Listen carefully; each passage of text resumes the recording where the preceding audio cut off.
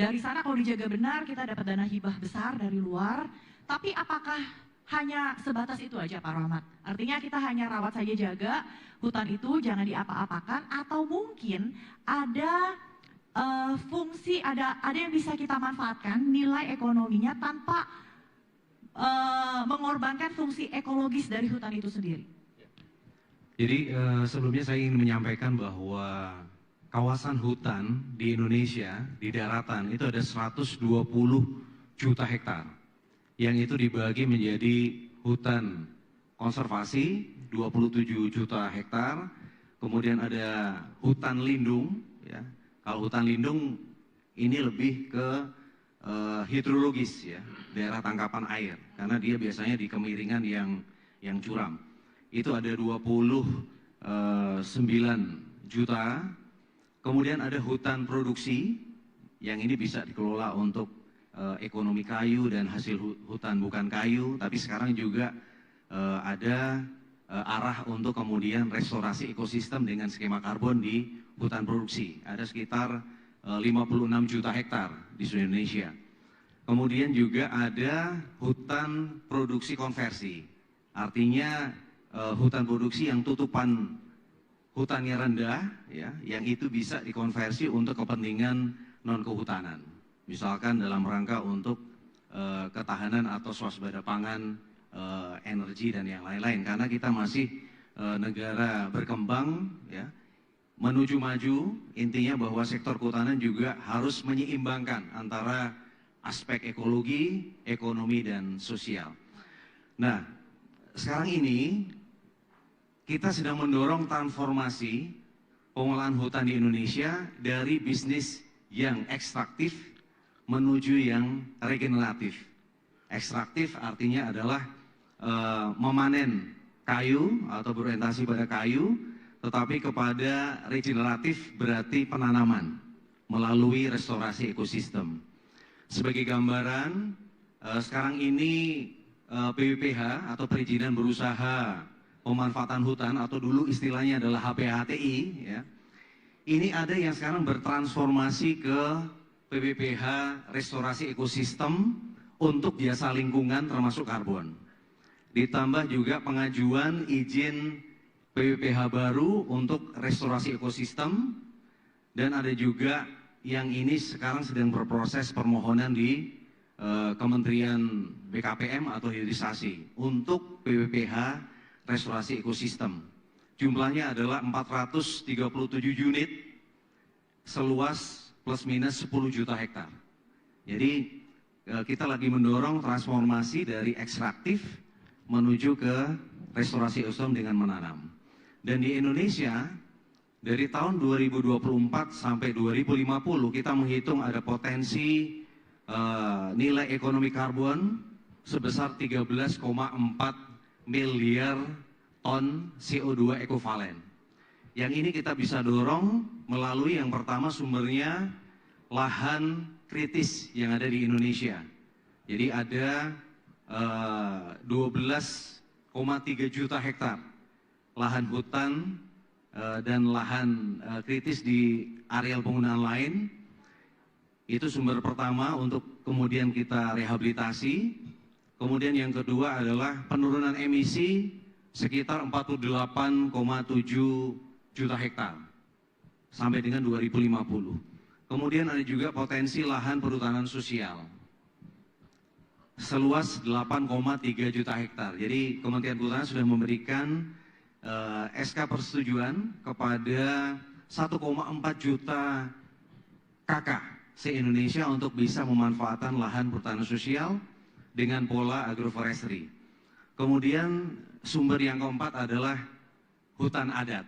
Jadi saat ini kami sudah berproses untuk percepatan penetapan hutan adat di seluruh Indonesia. Bulan Januari kemarin, ya, itu sudah 366.955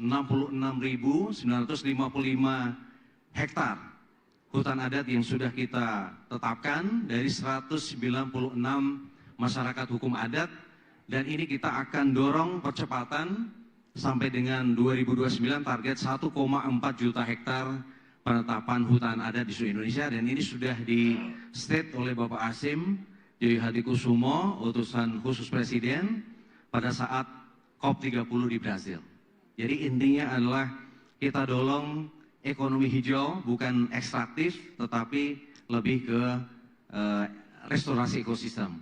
Kemudian juga bagaimana pengolahan hutan tidak hanya berbasis kayu, tetapi kita harus dorong hasil hutan bukan kayu, termasuk jasa lingkungan untuk ekowisata. Jadi ini yang sedang kita dorong, transformasi ke sana. Tentunya juga masyarakat sekitar hutan dan masyarakat adat tidak boleh hanya sebagai objek, jadi mereka harus kita libatkan. Buktinya adalah dengan penetapan hutan adat dan kemudian lahan perhutanan sosial untuk masyarakat di sekitar hutan. Jadi peran hutan dioptimalkan, jadi aspek lingkungan itu dijaga, tapi juga tidak mengesampingkan aspek sosialnya tadi ya, tidak mengecilkan masyarakat adat ataupun komunitas lokal yang tinggal di sekitar hutan, mereka juga bisa mendapatkan manfaat ya dari hutan itu. Pak Rohmat, apa tantangan terbesar yang dihadapi pemerintah dalam hal ini Kementerian Kehutanan untuk mengoptimalkan peran hutan yang dapat menambah nilai ekonomi bagi negara? Pertama mungkin nyambung dengan yang Pak Dias tadi sampaikan, bahwa pemanasan global ini sudah menciptakan perubahan iklim yang nyata terjadi. Badai siklon yang kemarin terjadi di Aceh, Sumut-Sumbar, dulu ilmuwan akademisi bilang tidak akan terjadi di negara tropis atau khatulistiwa. Tetapi ternyata kemarin terjadi di Indonesia. Artinya perubahan iklim sudah tidak bisa kita prediksi, kapan saja bisa terjadi dan di mana saja. Artinya pengolahan hutan, alam, lingkungan hidup ini harus resilience, harus punya ketahanan terhadap perubahan iklim. Oleh karena itu di sektor kehutanan kami melakukan perbaikan tata kelola. Ya. Pertama yang di Aceh, Sumut-Sumbar, kita akan dorong pemulihan ekosistem. Kemarin juga sudah ada informasi ada pencabutan beberapa izin PPH di sana. Intinya adalah perintah dari Bapak Presiden, kita harus pulihkan ekosistem hutan yang ada di Aceh, Sumut dan Sumbar. Kemudian aspek ekologi ya, tentunya sekarang ini harus kita kedepankan. Walaupun nantinya ada kegiatan pemanfaatan ekonomi di situ. Artinya rehabilitasi hutan ini harus kita gencarkan ke depan. Pendanaan tentunya kita harus pendanaan kolaborasi. Ya. Sebagai contoh, tadi pemanasan global menyebabkan air semakin tinggi ya di laut. Nah, Indonesia memiliki kawasan hutan mangrove ini terbesar di seluruh dunia. Ya. Kita punya 3,4 juta hektar mangrove, yang itu sama dengan 20% mangrove di seluruh dunia. Kita punya gambut, ya, yang dia juga sebagai spon air. Ya. Kita punya 20,7 juta hektar, itu juga terbesar di seluruh dunia.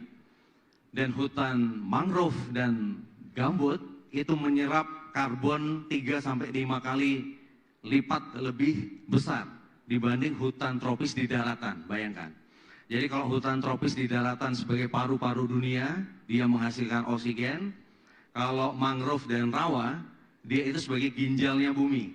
Jadi dia bisa menyerap karbon, dia juga bisa menyerap pencemaran atau kemudian menyaring polusi. Jadi manfaatnya luar biasa.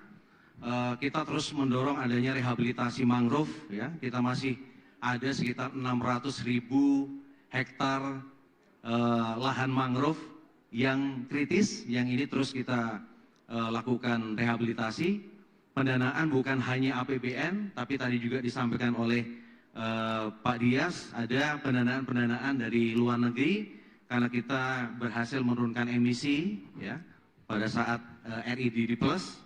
Kemudian ada pendanaan yang sekarang dikelola oleh Kementerian Keuangan melalui BPDLH, yang ini bisa kita akses untuk kemudian menambah pendanaan rehabilitasi di Indonesia. Kayak bukan tantangan itu Pak, kayak mudah pekerjaannya. Oh enggak. Tadi pertanyaan tantangannya Pak. Karena begini, menanam itu tidak mudah, Karena yang harus kita pastikan kita tanam dia tumbuh.